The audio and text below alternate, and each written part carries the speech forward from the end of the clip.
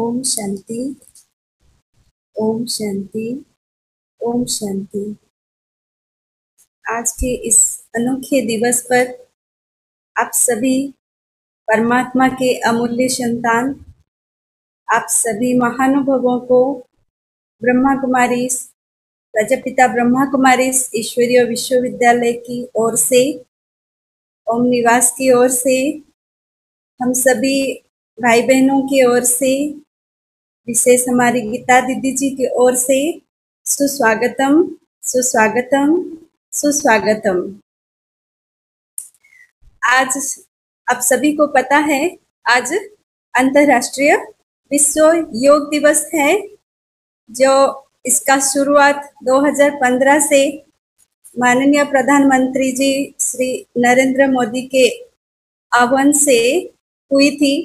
ऐसे में तो देखे, योग शब्द कितने कालों से यूज होता आ रहा है, जिसको कहते हैं भारत को योग गुरु कहते हैं।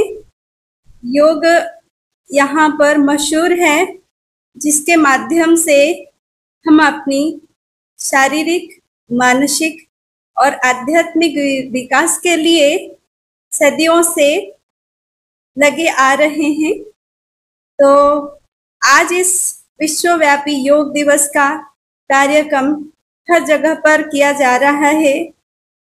प्रजापिता ब्रह्मा कुमारी ईश्वरीय विश्वविद्यालय की ओर से ये जो कार्यक्रम है, इसमें कुछ अनोखे संयोग आप देखने पाएंगे, जो हमारी आदरणीय गीता दीदी जी आपको संकेत दिलाएंगे।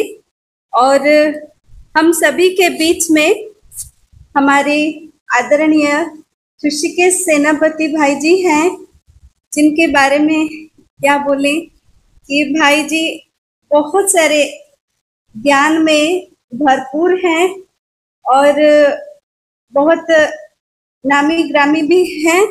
और भाई जी के बारे में जो है professor Rishikesh Senapati ji, former director NCERT New Delhi, principal RI Bhopal, 100 of publication in national international journals, guided many PhD scholars, और वो ऑथर हैं, कुछ लिखे हैं जो the secret science of vibration, the need of time, nature of creation towards programme, living memories, life of all lifes, concept of education and so many. So भाई जी थोड़े दिन से पहले भी ये ब्रह्मा कुमारी के जो राजयोग होते हैं वो भी शिक्षा लिए हैं। आज हम उनको अपने समक्ष पाकर बहुत ही खुश हैं। आज हम उनसे भी सुनेंगे। तो आज हम सभी इस योग दिवस के कार्यक्रम पर योगदान किए हैं।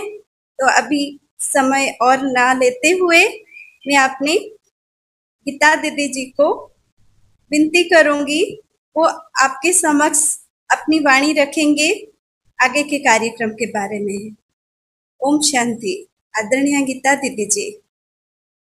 जो भी भाई बहन इस प्रोग्राम में जुड़े हुए हैं और अपने ऋषिकेश भाई जी को, और यहाँ हॉल में भी बैठे हुए जो भाई बहन है, सभी को हम दिल से स्वागत करते हैं, अभिनंदन करते हैं।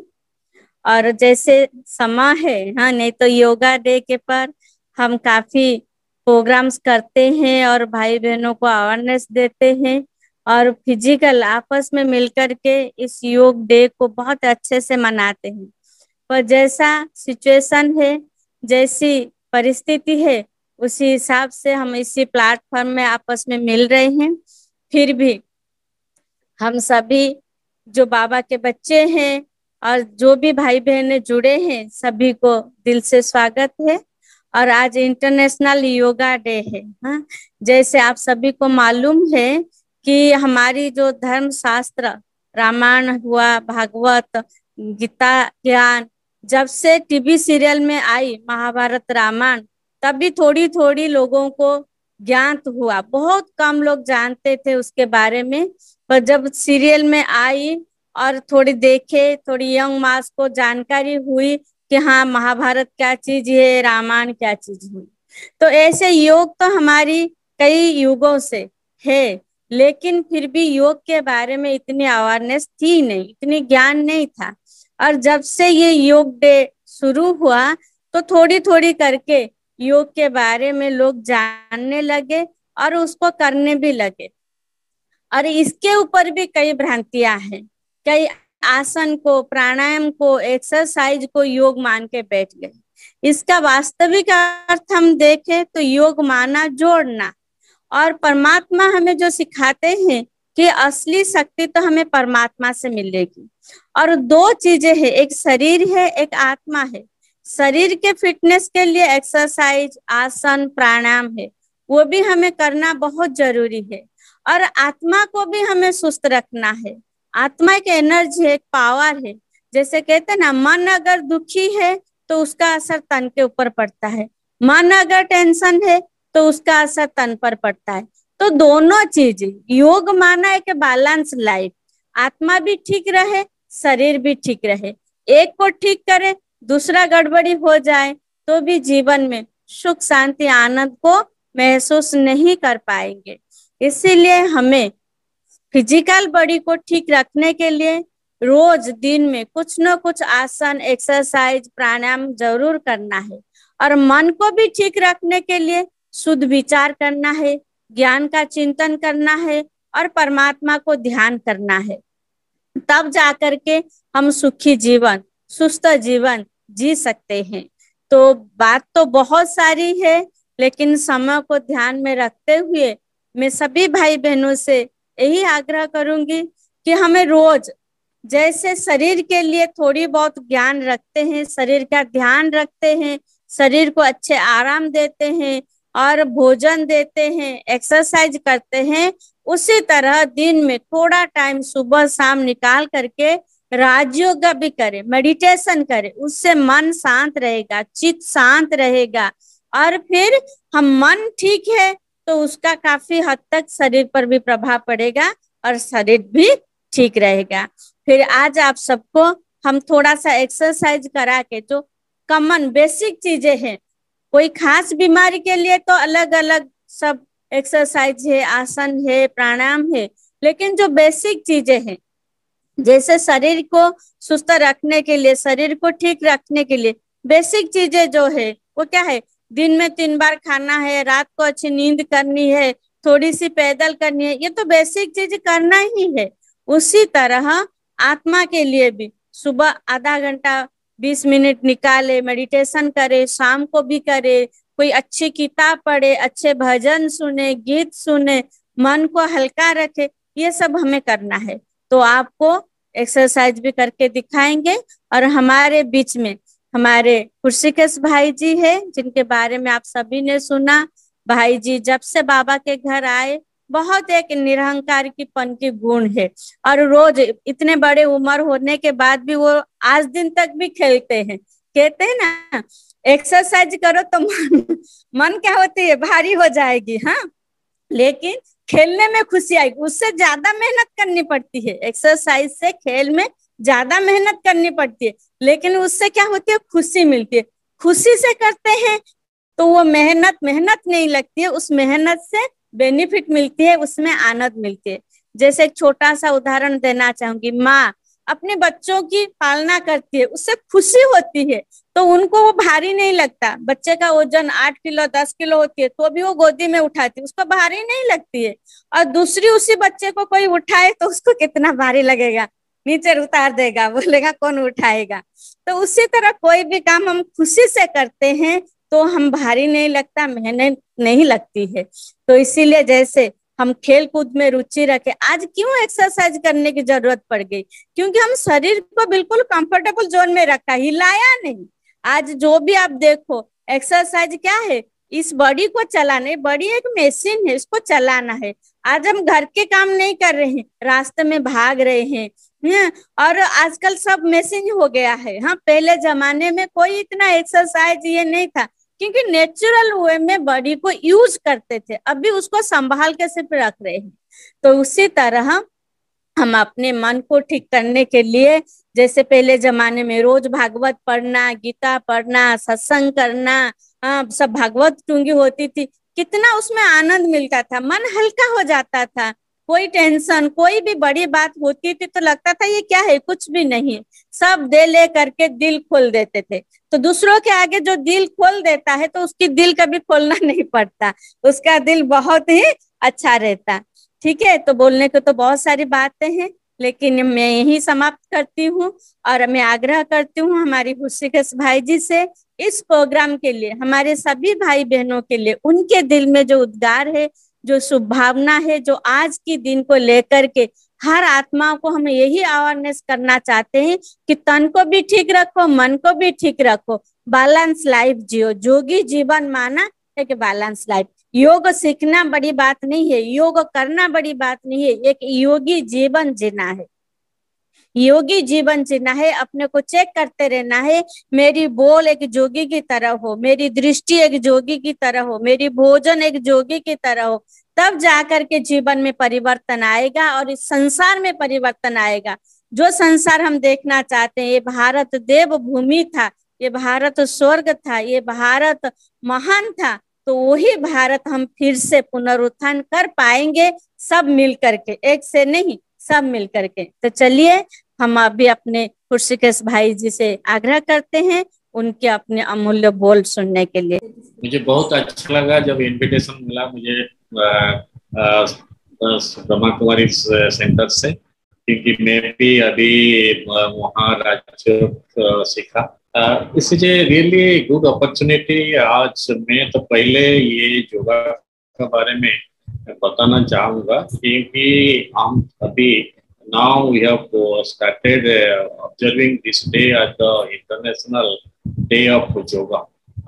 Actually, this credit goes to our Honorable Prime Minister, Sri Narendra Modi ji, because he proposed this idea in September, we all know, 2014 in the UN Assembly, and it was accepted, and it was proposed this 21st June should be celebrated as the International Yoga Day, and it was accepted by 177 countries. And this is a good achievement for all the Indians, because we are proud of our culture, we are proud of our tradition, we are proud of our value system, because all the time we say we believe in Vasudhaiva Kutumbakam, because whole world is one family. And it is easy to say, but it is difficult to achieve. And how to achieve this? If we really want to make whole world as one family, then we have to use this yoga as a means. Because with yoga, what we can do, we can connect our mind with body and soul. That is yoga. And when we connect, we are connecting and we are developing a balanced personality. And with this balanced personality, what we can do, we can connect ourselves to our family, to our society, to our country, and to all the people of the world. So that is why we say that this is the only means by which we can achieve our goal. That what is the Indian philosophy, that Vasudhaiva Kutumbakam, that we can achieve by doing yoga and by promoting yoga, by creating awareness yoga among the students, among the teachers, and among everybody, because this is the need of our. That is why the world has accepted this idea, and now in every country, almost in every country of the world, it is being observed as the International Day of Yoga. This is a great achievement for all of us, and this is a gift of ancient India. We all know this. The credit goes to the ancient India, and when they developed this technique and this technique of yoga, and this is something the real contribution to the whole world, to the mankind, because the Western world are there known for their contribution in acquiring mastery in external nature, but we Indian are known for acquiring mastery over the internal nature, and that is the main thing. And we can acquire mastery over ourselves and the internal nature through yoga. And it is a science. It is not that we do only for the physical exercise, and we can increase the strength of mind. We can have a balanced personality, and that is the need of power. That is why just I would like to give you some example what we are doing and what actually in we started observing this in NCERT also, because you all know that NCERT deals with the textbooks, and the children of the whole country, they are using NCERT textbooks. So now I think 28 states have taken copyright, and all the CBSE schools are using. So we started this when it was declared that in 15, and we started from 15. And we every year we conduct yoga Olympiad among the students. We invite students from all over the country, all the states. They are invited, and they just to create awareness among the students, because they are the backbone of society and they are the future citizen of this country. Just to create awareness, we requested all the states and to conduct this program at the block level, then they conducted at the district level, then state level, and after that they selected some students, sent them to the national level, and we conducted it for normally we conducted for 3 days, 18, 19, and 20. And that one. 3 days we conduct before this internal, but we try to complete. But because of this COVID situation, now we are not in a position to do that this year. And last year also we did it online. So this is something. Just our purpose is to create awareness. And if our children are aware of this, and if they feel the importance of this yoga, and if with the help of teachers, we can create awareness among the parents also. The parents, teachers, students, and everybody should know about this. By doing what is the benefit we are going to get out of this? And now, what is the problem we are facing in our country and in our society, in our family? That we all know. Because all the time, what we are doing, we are preparing our children only for examination. That is the most important thing we should try to understand. And the examination, and we are putting a lot of emphasis on the development of only one domain of the personality. And sometimes the brilliant students are committing suicide. That we should know the reason why they are committing suicide, and what is the problem. That means the affected domain is totally neglected.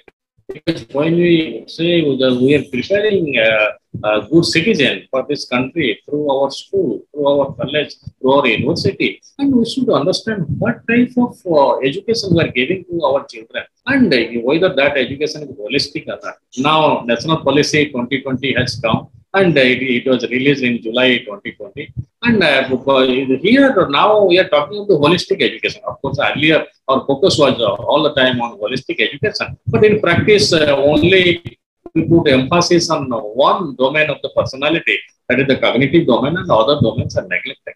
But now that as per the policy, we all know that there will be no hard separation between curricular, co-curricular, and extracurricular. And when we are going to do this, and we are going to introduce a lot of flexibility, and when it will be implemented in our schools and colleges and universities, that means our children will get a lot of freedom, and due weightage will be given to all the activities, including yoga. And we have introduced the yoga as an integral part of our curriculum.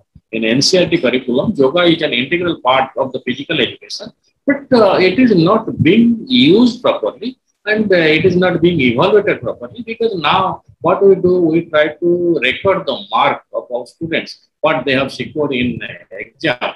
And when they are promoted, we send it we record it and send it to the next class. And also the parents know only that achievement in different subjects, but what they are doing, what they are pulling, what they feel, how they are interacting, how they are saying, and all these things are neglected in our school system, and even in our society. We don't encourage children to play also, because all the time we ask them, you concentrate on your study, because that is the need of power. But that we should understand now, time has come. We should understand that we are preparing good human beings for this country, for the whole world. We need good human beings. And to prepare good human beings, we have to put emphasis on all the dimensions of our personality. It is not that only one dimension that is going to solve all the problems, but we have to strengthen our inner power. That what we are talking about is the soul power.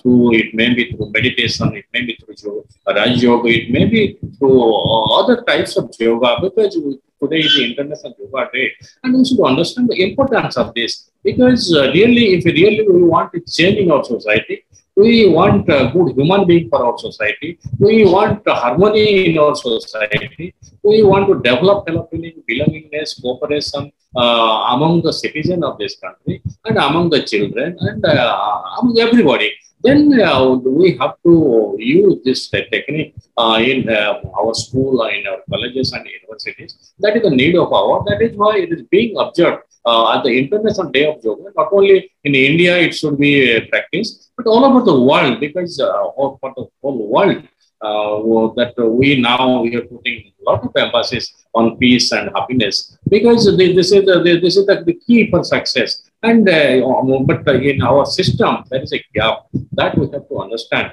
And in our system, because in earlier, if you go to Gurukul system, that's purpose of education was different.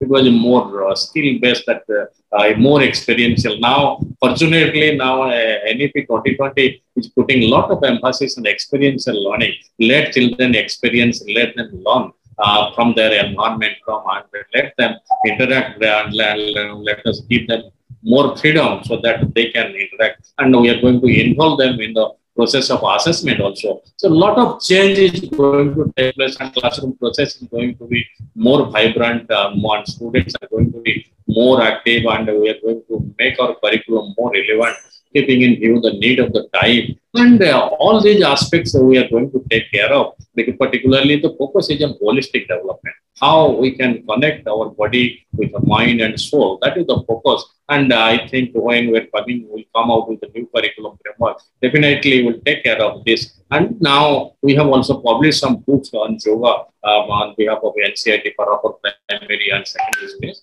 So I think this is something that we have to put a lot of importance on this. And now the Honorable Prime Minister has created the platform for all of us, and we should play our role very significantly, so that we can really bring out change in our society, in the change in our attitude, change in our mindset, because that feeling, that affective domain plays a very important role when we're talking of good human being. Because now internationally also, now it is being felt, because this character development, now we are talking of 3 competencies all over the world. Intellectual competency, that we know that our schools are taking care of that, and social competency, how to communicate, how to talk, how to behave, how to cooperate, how to collaborate. Along the third one is the character competency. That is most important, integrity, and that is that in India, in our ancient system, it was there, and we're putting a lot of emphasis. Now also we're putting a lot of emphasis, and now whole world has realized that we have to put emphasis on character competency, and that we can achieve through yoga. And I am very happy to be a part of this program, and really because I know our sisters and brothers from Brahma Kumari, they're taking a lot of initiative, and I have been benefited through this Raj Yoga. And this is a high time, and we should take care of ourselves. If we can take care of ourselves, we can develop our own personality, then definitely we can bring about a change in our family, in our society, in our country, and in the whole world. That is the need of ours. So we should understand ourselves, and after understanding ourselves, we should try our best to help others, to so that we can bring about change in their personality, in their attitude, in their behavior. So that will be a big contribution, very significant contribution for the development of a holistic society, and that is the need of power that I that's Brahma Kumari, and really they are doing good job, and their contribution will be remembered by everybody. This is a contribution to the whole world, not only to India. This is a contribution to the whole world. And I don't want to take much time, because others are there. So this is a good opportunity for me, and I'm very happy to be part of this program.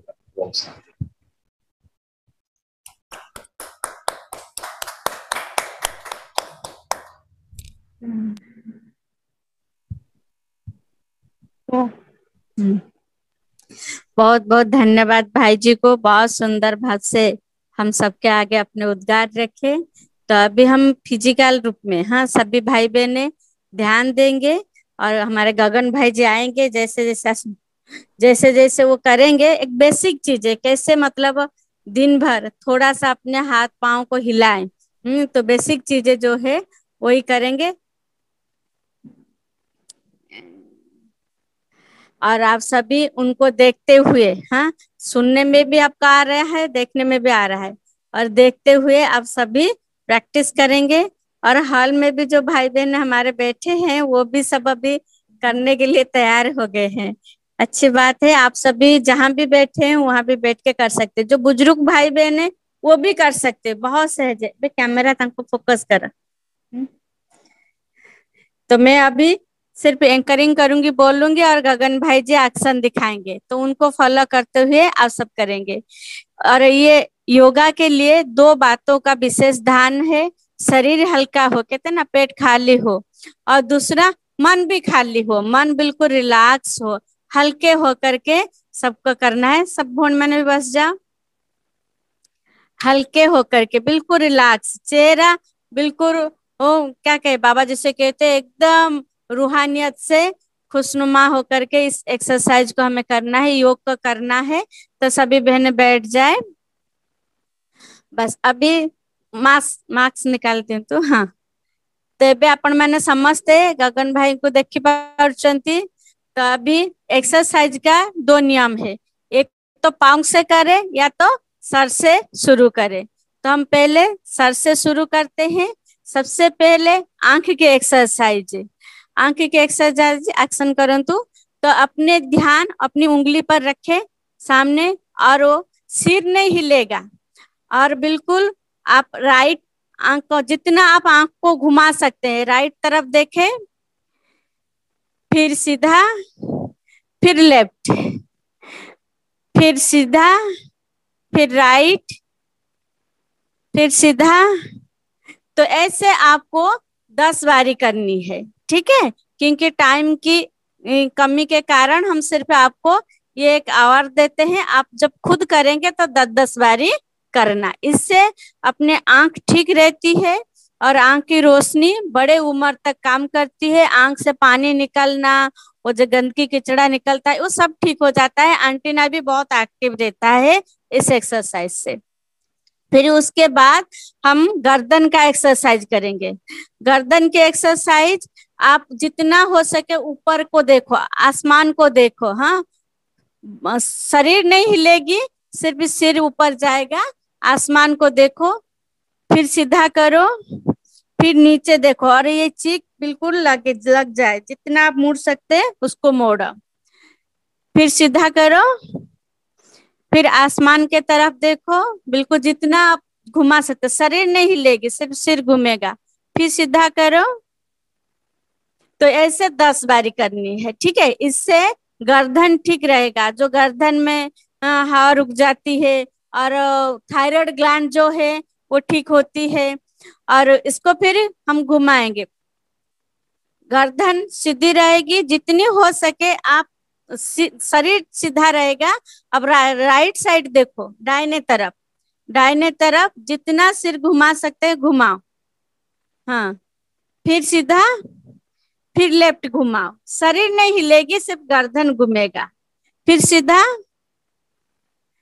फिर right, फिर सीधा करो।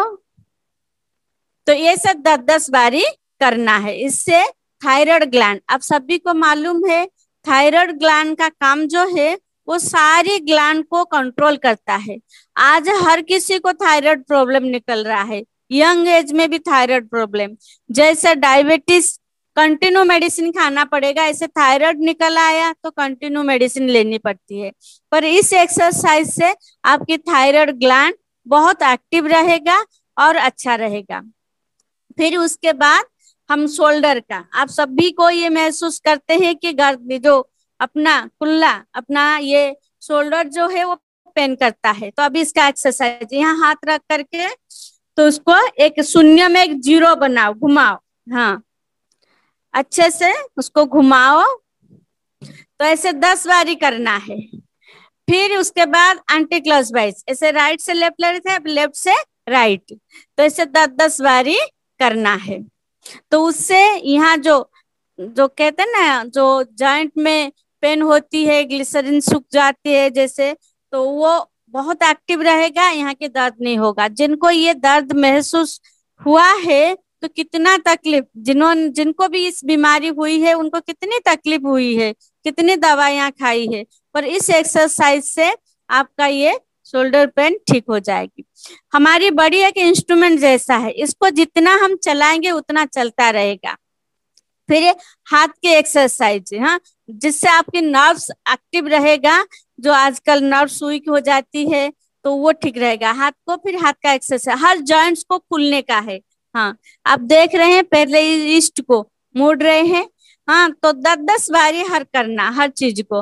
और वो बुजुर्ग भी कर सकते हैं, बीमार भी कर सकते हैं, बच्चे भी कर सकते हैं, यंग भी कर सकते हैं।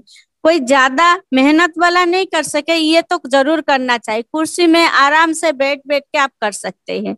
इससे आपकी पूरे बॉडी की ब्लड सर्कुलेशन अच्छा रहेगा, नर्व्स एक्टिव रहेगी और बॉडी में एक ऊर्जा महसूस होगा। ठीक है, फिर उसको जो घुटने कोहनी आपको भी फंक्शन करन, तो ऊपर नीचे आगे पीछे, हाँ, हर चीज 10-10 बारी करना। और कोई सीरियस होके नहीं, खुशी खुशी से करना। जैसे हम खेलते हैं कितना खुशी होती है, और हम तो ज्ञानी तो आत्मा है, बाबा से हमें ब्लेसिंग मिल रही है, हमें बाबा मिल रही है अच्छी पॉजिटिव थॉट के साथ। दुनिया में तो एक्सरसाइज करते हैं शरीर ठीक करने के लिए, लेकिन नेगेटिव बातें दिमाग में भर रहे हैं। लेकिन हम तो बाबा के बच्चे हैं, एक अच्छे पॉजिटिव, एक अच्छे एनर्जी के साथ हम एक्सरसाइज करें। फिर सभी खड़े हो जाएंगे। अभी कमर और पेट दोनों को बेनिफिट मिलेगी इस एक्सरसाइज से। हाँ, टांग नहीं मुड़ेगी, हाथ आगे करेंगे और राइट तरफ घूमेंगे जितना मुड़ सकते। जैसे माताएं कपड़ा निचोड़ते हैं ना, कैसे बिल्कुल मोड़ देते हैं, तो ऐसे पूरी कपड़ा जितनी आपकी बॉडी सपोर्ट करे, हाँ, राइट तरफ, फिर सीधा, फिर लेफ्ट, टांगे नहीं घूमेगी, फिर बिल्कुल मतलब कमर से ऐसे मुड़ जाए जैसे कपड़ा निचोड़ रहे हैं बड़े खुशी से। और ये संकल्प करते रहे, मेरा पेट अंदर जा रहा है। 10 बारी करना सीधा, आप उनको देखते करते रहो और मेरी बात सुनते रहो। ठीक है, तो कहते हैं पेट बाहर है तो बीमारी अंदर है, और पेट अंदर है तो बीमारी बाहर है। तो इस एक्सरसाइज से कमर की दर्द ठीक होगी, पेट भी कम होगा। तो सभी बड़े ध्यान से, हाँ, 10-10 बारी करना है। राइट, फिर सीधा, फिर लेफ्ट, फिर राइट, सीधा, फिर लेफ्ट, ऐसे करके 10-10 बारी। और फिर नीचे दोनों हाथ अपने उंगलियों को छुए, टांग नहीं मोड़नी चाहिए, कमर जितना आप झुका सके। और ये चीज जो है घुटन में लगे। बुजुर्ग भाई बहन तो कर नहीं सकते, पर जितना हो सके जिससे थोड़ी सी कमर को झुकाए, तो कमर में जब प्रेशर आएगा तो कमर ठीक रहेगा, कमर दर्द नहीं होगी। तो ये भी 10 बारी आपको करनी है। ठीक है, फिर ऊपर जाए, फिर नीचे, हाँ। और हर एक्सरसाइज बिल्कुल खुशी से, हल्के होकर के, तन से भी हल्के, मन से भी हल्के। हाँ, ये शरीर मेरा एक इंस्ट्रूमेंट है, उससे मैं यूज कर रही हूँ। मेरा शरीर संपूर्ण स्वस्थ है, बहुत मैं शक्तिशाली हूँ। इसी पॉजिटिव संकल्प के साथ एक्सरसाइज करें। फिर दूसरा, अभी ये कमर का हो गया है। हाँ, 10-10 बारी करना। समय को देखते हुए मैं सिर्फ 2-2 राउंड आपको दिखा रही हूँ, लेकिन करना 10-10 राउंड। बाबा कहते हैं ना 10 करो बस, तो 10 राउंड करना है। सब बैठ जाएंगे और पाँव सीधा करें। तो आप सभी को मालूम है 50 एज होते ही हर एक को घुटनों की दर्द शुरू होती है। थोड़ी सी भी वेट ज्यादा होता है, थोड़ी सी चलना फिरना ज्यादा होता है तो घुटन की दर्द हो जाती है। तो इस एक्सरसाइज से आपकी घुटन की दर्द ठीक होगी। तो आप घुटन के नीचे 2 हाथ रखे, एक घुटन के नीचे 2 हाथ रखे, एक हाथ के ऊपर एक हाथ रखे, और जो एड़ी पांव है वो अपने तरफ खींचते हुए ऊपर उठाइए। हाँ, जितनी आपकी ताकत है, नहीं, घुटन नहीं उठेगी, पांव उठेगी। हाँ, बड़े ध्यान से करें। इससे, हाँ, हाँ, तकिया लगा लेंगे तो एक साथ दोनों कर सकते हैं, ठीक है। और उससे जो घुटन में ब्लड की सर्कुलेशन बहुत अच्छी होती है, घुटन की दर्द ठीक होती है। हम दवा खाए, कितना खाए, दवा एक दवा खाते हैं एक बीमारी के लिए तो दूसरा बीमारी शुरू हो जाती है। और पाँव की जॉइंट जो है उसको भी हाँ ऐसे आगे पीछे 10-10 राउंड करना। और है होल्ड करना, एक बार अपनी तरफ खींचा, होल्ड किया 2 सेकेंड, फिर छोड़ा, फिर होल्ड किया, फिर छोड़ा। तो ऐसे 10-10 राउंड करना है। और घुमाना भी है। अब देख रहे हैं पाँव घुमा रहे हैं। बहुत बुजुर्ग भाई बहन इसे कर सकते हैं। अपने खाट के ऊपर बैठ जाओ, बड़े आराम से बाबा की गाना लगा दो और प्यार से इसको करते रहो। कोई तकलीफ नहीं, कोई मेहनत वाला नहीं, बहुत अच्छा लगेगा। और बेनिफिट भी कितना देखो। हाँ, हम ऐसे हाथ पांव पकड़ के बैठे हैं, थोड़ा चलाना चाहिए। जैसे कोई दरवाजा को 6 महीना यूज नहीं करो, खोलो तो कैसे आवाज करता है। तो ये शरीर भी एक इंस्ट्रूमेंट है, इसको चलाना चाहिए, ठीक है। तो ये करना चाहिए। और कोई खास विशेष बीमारियां होती है जो भी हमारी जड़ से, उसको यूज करना। और जो कोई खास बीमारी है उसके लिए फिर विशेष एक्सरसाइज होती है, आसन होती है। हाँ, और फिर एक्यूप्रेशर। हम तो सहज सहज बातों में जाएंगे, हमारा बाबा सहज राजयोग हमें सिखाते हैं, इसीलिए हम सहज रास्ता को पकड़ेंगे, टेढ़ी बांकी रास्ता में नहीं जाएंगे। माताएं, हमारे बुजुर्ग भाई लोग ऐसे खाली बैठे हैं, मुट्ठी को ऐसे बंद करो, टाइट करो, खोलो, उससे भी देखो कितना एक्यूप्रेशर हो जाएगी। पहले तो माताएं कुआं से पानी निकालते थे, सील में बांटते थे, घर पोछाई करते थे, तो अपना बॉडी का एक्यूप्रेशर एक्सरसाइज हो जाती थी। लेकिन अभी हम खाली नहीं बैठे। हाँ, बाबा कहते हैं ना, बैठते हुए भी चलना। जैसे हम बुद्धि से ऊपर है, बाबा का ज्ञान की चिंतन मंथन करते हैं, ऐसे बैठते हुए भी शरीर को हिलाते रहे। कहीं एक्यूप्रेशर करे, कहीं जैसे श्रीमत भाई बताते हैं तालियां भी बजाए, कुछ ना कुछ करते रहो। जो आजकल कई लोगों की अलग अलग मतें हो गई है, उसका सार यही है कि हमारे शरीर यूज हो। उसी चीज को अलग नाम देते हैं, अलग ढंग से बताते हैं, लेकिन उसका उद्देश्य क्या है कि हमारी शरीर जितना यूज होगा उतना हमारी शरीर स्ट्रांग बनेगा, हम हेल्दी बनेंगे। शरीर हेल्दी रहेगा तो हमारा मन भी हेल्दी रहेगा, हम योग भी अच्छे से कर पाएंगे। जैसे हम लोग नियम बना लिया, रोज अमृत वेले उठना, मुरली सुनना, नमाशाम योग करना, सोने से पहले बाबा को चाट देना, ये अपना नियम बना लिया। ऐसे हमारी सभी माताएं, सभी भाई एक नियम बना ले, मुझे सुबह 15-20 मिनट योग करना और शाम को करना। और दिन भर भी ऐसा कोई बात नहीं, रामदेव बाबा ने भी अपने योग प्रोग्राम में कहा था, जो लेबर लोग है वो भी इतना इतना चावल खा करके काम करते हैं। तो ऐसा नहीं कि हमने नाश्ता किया, भोजन किया, बिल्कुल शरीर को हिला नहीं सकते, नहीं, बैठे बैठे हाथ पांव को जरूर हिलाइए। उससे क्या होगी कि हमारी शरीर बहुत अच्छा रहेगा। हम सतयुग में जाएंगे, सतयुग में कोई दवाई थोड़ी होगी, कोई डॉक्टर थोड़ी होगा, तो वहां तो हेल्दी लाइफ ना, तो ये संस्कार भी यहाँ से भरनी है। तो आज के दिवस पर आप सभी भाई बहनों के लिए यही शुभ भावना है, शुभकामना है। आप संपूर्ण स्वस्थ रहे, सुखी रहे, बाबा के वर्षे का पूरा पूरा हकदार बने और स्वर्ग में जाकर के बाबा के साथ, कल की मूल्य तो कितनी अच्छी थी, बाबा को अपनी स्नेह का रिटर्न देना है, घर को भी रिटर्न करना है। ठीक है, आप सभी को बाबा बहुत बहुत अपने छत्र छाया में, ब्लेसिंग में सेफ रखे हैं और रखेंगे भी। तो हमारी यही शुभ भावना है। तो काफी भाई बहने इसमें जोड़ नहीं पाए, थोड़ा सा प्रॉब्लम था, लेकिन फ्री कॉन्फ्रेंस में काफी भाई बहने इस प्रोग्राम को अटेंड कर रहे हैं। यूट्यूब में भी इस प्रोग्राम जाएगा। हम सभी को मालूम है एक्सरसाइज से ज्ञान और जो आसन प्राणायाम से बेनिफिट क्या है मालूम है, लेकिन मालूम होते हुए भी हम नहीं कर पाते। तो लेकिन जानना बड़ी बात नहीं है, उसको जानते हुए अपने जीवन में भी उतारना है। ठीक है, सभी ने बड़े प्यार से इस प्रोग्राम को अटेंड किया, हमारी उमंग उत्साह को बढ़ाया, सभी को धन्यवाद है। पर धन्यवाद की श्रृंखला विधिवत हमारे अजीत भाई संपन्न करेंगे। आप सभी अजीत भाई जी को जानते हैं और उनके जीवन में पूरी ये बैलेंस है। थोड़ा सा जो प्रैक्टिकल लाइफ उनका है 2 मिनट में बताना चाहूंगी। उनके जीवन में इतने पक्का नियम बना लिया, सुबह 1 घंटा एक्सरसाइज करना ही है और शाम को करना ही है।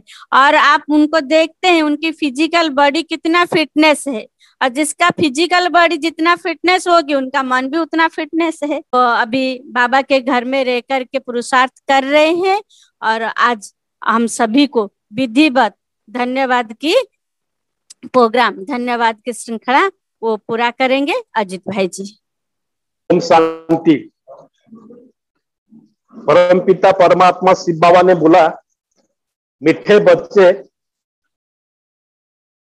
चलते फिरते खाते पीते कर्म करते निरंतर याद करो, मैं गारंटी देता हूं 21 जन्म के लिए अथवा सुख शांति, ever healthy, ever wealthy, ever happy रहोगे। ये परमपिता परमात्मा का गारंटी है।